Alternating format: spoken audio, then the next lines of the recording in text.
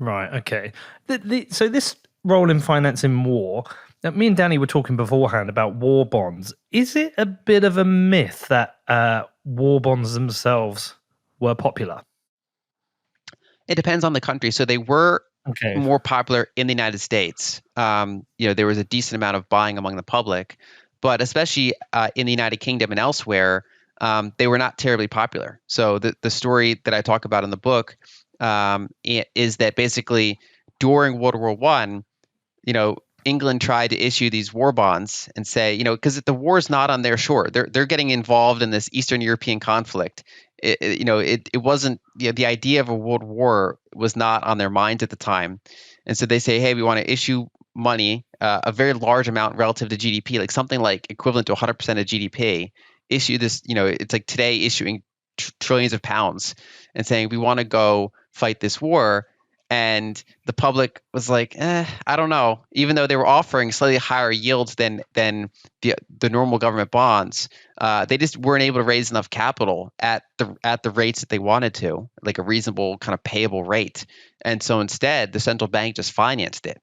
And so that was kind of the earliest signs of basically quantitative easing to finance unpayable debts. And the result from that was that in rather than abstract pulling in capital from the country and then redirecting it towards the war, you just spend into the war without having pulled that capital in. So you just dramatically increase the money supply. And in England's case, because they were the world reserve currency, it didn't just hurt people in Britain. It hurt all these countries around the world that were all holding these various abstracted claims for value. So they basically were able to drain value from across the colonized world and channel it towards war in Europe. And that power was one of those things that was, once it became known, they never wanted to stop using it. So it's like it had been there for decades. There had, the whole kind of late 1800s. This is always a possibility that could have been happening, but there was relative peace. But as soon as things got a lot more intense, they resorted to that power and then never wanted to give it up. Yeah, it feels like there's a strong history between central banks, money printing, and wars, and that it kind of like accelerated that perversion of the money. And I do wonder, yeah, I do wonder if, how, because I would think you consider these war bonds. It's kind of like you have to make a decision. Okay, do I want to profit from war? Is that one of the reasons maybe they weren't popular? I mean, I think you'd have to do a really deep dive into the politics of the era. I studied more the quantitative outcome of that. So basically, they were only able to fill about a third of them. I guess the rates were just not attractive enough to people. It's possibly an ethical view as well. Generally, if a war is popular enough, people will finance it. That's why, for example, if you look at American history, we were pretty isolationist in the run up to the world wars. And the idea of going to war was very unpopular. But if you look at polls, for example, after Pearl Harbor in World War II, that swung. It changed very dramatically. So, at the time, because this war was not even like people didn't see how it's going to change. Whoever wins this war over in Europe, how's it going to change the lives of people just living and working in Britain? And the answer was they didn't see how it would. So they just, it just wasn't a very attractive offer to them. Huh. Bank of England covered up failed First World War bond sale. It's unlike our government to lie to us. You obviously brought this up in the book, Lyn, but I thought it was really interesting that the Financial Times had to issue a 103-year-old apology because basically the Bank of England lied to everyone. They did, and the Financial Times was, partially responsible for helping to amplify and broadcast, the idea that the war bonds were successful. And it's funny how, for literally a century, this went kind of unaddressed. So they apologized. When was that? About 2017? They apologized? 2017, yeah. Basically, the Bank of England released these old records of what happened, and then at like a chain of dominoes, then the Financial Times came out and said, well, based on this new information, we're happy to correct that, our article from 1914. Damn, it's a bit like what happened with the Iraq War. I still think there's some institutions there, some media companies owe us an apology there. Can you talk about how the UK tried to repeg to gold after the war? Yeah, so after World War One, they had dramatically increased the money supply. They had suspended, gold redemption. But up till that point, they had stayed on the gold standard for centuries. They took pride in the soundness of their currency, and they were they were the center hub of financial hub for the world at that time, and they had pretty much doubled the money supply. And they certainly didn't double their gold. If anything, they had to pay a lot of their gold to America and elsewhere to help finance the war. So you have less gold, more money in circulation, and the problem is, if you try to repeg it at the same level, it doesn't really make sense. And even like sound money advocates at the time, like Mises, was saying that you can't just repeg the same number and pretend that didn't happen. You've already debased the currency. You have to, settle with the fact that this number is a much bigger number now and repeg it at a proper rate. So the challenge is that if money supply is doubled, if wages are doubled, if the cost of everything is doubled, but then you still claim that every currency unit is redeemable for the same amount of gold, it basically means that all those wage workers, for example, in theory, are making twice as much gold per hour, which would be great if it actually was true. But the problem was that it just wasn't true, and so they would try to repeg it, and the numbers didn't make sense, and so you would contribute to the UK not being competitive labor-wise, because the money was trying to be artificially too strong relative to the amount that was created. So their peg their attempts to repeg it were ultimately unsuccessful. Well, again, jumping forward, this is why Bitcoin is so interesting, because rather than a nation state try to repeg us to a hard global reserve currency, we ourselves can peg our currency to Bitcoin. And that's why it's like super interesting with things like when I bought this house, for example, I did the calculations in Bitcoin, and then I naturally took out the biggest mortgage I could over the longest period, because the calculations I made is over the 25-year duration. That would be the best way for me to utilize my money. Proven correct so far with the 10% inflation, maybe even higher we've had in the UK. So we can, as individuals with Bitcoin, we can repeg ourselves. We can actually make those calculations, whereas a government can't do that. Well, I mean, pegging in that environment is a specific term. Basically, it's saying that they're equating a dollar or a pound with a certain amount of gold and deciding what that is. I think that really goes down to the aspect of abstraction, because precious metals don't come in natural units, right? And other than atoms, which are obviously too small for us to interact with, so they come in these amounts that are ill-defined. And so since the early history of coinage, we've been adding a layer of abstraction to it, and paper just further abstracted that. So we kept more and more abstracting the unit, and what that allows is for basically flexibility of the unit, and usually not for a good reason. So basically, a Bitcoin is a Bitcoin. It just is a Bitcoin. Bitcoin comes with its own unit. Now, people can argue, how should we mentally use the units? Like, should we use bits or sats? That's kind of that whole like debate that's been going on for a while. But ultimately, debate, it's sats. I agree, it's sats too. But ultimately, it's a divisible unit, and it is just what it is. Whereas because other types of money didn't have that, you'd have this artificial unit placed on top of it, which then allowed for different politicians or segments of the public to debate among themselves, what should this unit be? And that happened in every country that went through this. So the United Kingdom was trying to figure out, can we repeg at the prior rate, even though we expanded our money supply? And in the United States, they were debating, should we stay at bimetallic standard? Should we only have gold as our money? And you'd have different groups that would be harmed or hurt by which direction that would go in. And so they're basically debating with each other what that unit should be.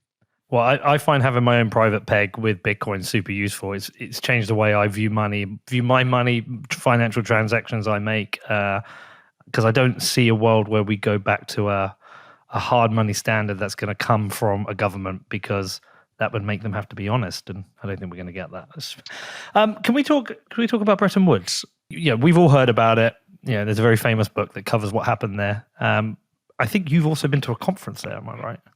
I have, yes. Yeah, I've actually been to the hotel. Yeah, I've been to the hotel. It's gorgeous. It's in New Hampshire, and it's this very like it looks like a castle, and you're in this kind of beautiful like mountainous environment, rolling hills, and so that they had been there for I think the initial conference was 19 days or something like that, where they were sequestered at this hotel trying to negotiate with each other what the global financial system would look like. So what happened with Bretton Woods? What did we get? So that's where the two main debates at the time were between the United States and the United Kingdom, and it kind of represented the switchover of world reserve currency status. The UK had a vision where countries around the world should get together and have this kind of super sovereign unit called a Bancor. Bancor, yeah. The Bancor. And that would be something that they can all peg their currencies to, and that will be used for global settlement. The downside of that structure is that it would require a lot of cooperation and be pretty fragile because they have to all agree in this kind of abstract unit. The United States said, no, we'll just peg the dollar to gold and use the dollar as that centerpiece. So all the other currencies can peg themselves to the dollar. Dollar is pegged to gold. It's redeemable in gold for those official foreign creditors, even though it was no longer redeemable for domestic Americans. It's still redeemable for these international linkages. And the idea was that they'd have this kind of stable monetary environment. And it's an increasing level of abstraction. So you go from banks hold the gold to banks, central banks hold the gold and banks, use the central bank ledger, to the United States holds all the gold or most of the gold. Other countries, peg themselves to the dollar. So you basically have this increasing chain of abstractions. And Bretton Woods was that last attempt to still have gold at the bottom of that layer of abstractions. And I think that one of the biggest misconceptions is that the problems started in 1971, Whereas I argue in the book, and I am not the first one to make this observation, that it was just flawed from the start. It was just not a well-designed system. And so it was inevitable that would break. You had this system where, banks were not constrained by the amount of gold. They didn't even, they weren't even auditing the amount of gold over in Fort Knox, right? It's just all that gold was not a factor in bank lending decisions, either domestically or in the offshore Eurodollar market. So you had this proliferation of more and more claims in the system for gold, and you had a falling amount of gold. And the inevitable happened where around the margins, countries would slowly redeem dollars for gold. So you had the amount of gold in the United States going down. You had the number of claims for gold continually rising until it reached comical levels and broke. So what the fuck happened in 1971 isn't true. We just need what the fuck happened. Maybe that should have been the name of your book, Lyn. What the fuck happened? Okay, can you talk to me about the petrodollar? So the petrodollar was after the Bretton Woods system. It's funny because people think of it as coming into place in 1944, but really it came into place in the late 50s. That first decade and a half is really about kind of laying the framework and preparation for it. But the full system was implemented in the late 50s, and it just the amount of gold just went straight down from there. The system was just inherently unstable. So a little over a decade into that, it just broke. Then that's the first time where the whole world found itself, it had centralized itself more and more and more, and that central piece broke. So suddenly the world's kind of awash in none of our currencies are backed by anything, except for like Switzerland still had a gold standard. But like most countries were, their currencies are flailing in the wind now. And you can still mandate acceptance of that currency in the country, but it's hard for a country to go to another country and say, hey, take my random pieces of paper or my arbitrary bank ledger that's redeemable for nothing and sell me oil. They're going to slap at you. And so in that environment, you had a breakout of inflation across the developed world. But the United States was still, even though they broke that, they defaulted on that promise, they still had a very large amount of economic and military clout. So they instead said, well, let's just put the dollar and the treasury itself at the heart of the system. And basically, it's been the most sophisticated attempt at a fiat currency as possible, because they went to Saudi Arabia and other members of OPEC and said, hey, I know it's not backed for gold anymore, but we're going to have pretty tight policy, fiscal and monetary, and we can sell you a significant amount of arms. We can protect your region, but let us do it in dollars, and then take your dollars and buy and hold some of our treasuries as savings. So instead of stacking gold, stack treasuries. And obviously that came with risks to those countries because it's not as sound as gold, but then it came with all these added perks, these trade relationships and these protector relationships. And so basically the United States had enough economic and military clout to replace gold. They put their ledger at the heart of the whole world ledger. And previously it was through abstraction, and now it was just direct. Just the dollar itself was the global unit of account. And I think we can argue that we're still in that era. I mean, it's slowly now it's fraying around the margins, but this era that we've been in is still the structure of how the system works.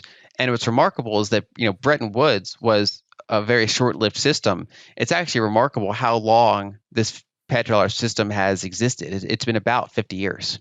Do you think the petrodollar itself has contributed to an increase in war globally? I think it certainly increases the background ability to do war that's separate from what the people want. So the percentage of people that die in war is low today globally. But I think the main function that it has is that war is financed very different than it used to be. So if you look at say earlier wars in American history or elsewhere, they'd have to tax for it or issue debt that then gets repaid for it. Whereas over time, as you've been in this fiat currency system longer and longer, wars are just financed by money printing essentially, or you issue debt and do quantitative easing later. So that dilutive effect has allowed for a lot more background kind of constant military engagement at a lower level than it's not like an all-out war that everyone knows about. It's that you can just have this kind of perpetual war always happening around the margins, and it doesn't really matter if the public buys into it or not because they're as far as they can tell, they're divorced from the financial consequences of it, even though they aren't.